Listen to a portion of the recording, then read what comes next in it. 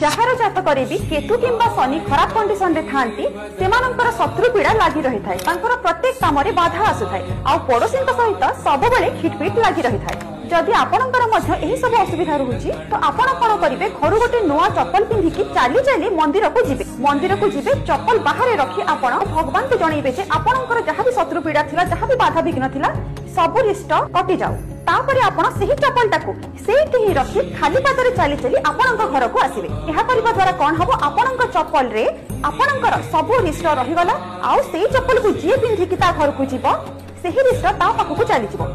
सेथिपाई केबे भी का चप्पल पिंधिकी भूल भी आसंतु नाही आउ भी मने रखंतु निज निज फैमिली मेंबर्स माने भी जो चप्पल एक्सचेंज करि थांती निज शौक पई सेहिटा भी आपण अवॉइड करंतु आउ गोटे जिनिस ध्यान देबे आगरो जेंति चप्पल चोरी होउथला एबे सेही जिनिसटा बहुत तांसरे कमी गलानी काहे कि ना समस्त जानि गले जे चप्पल चोरी करिवार बैड इफेक्टटा कोन रही थाए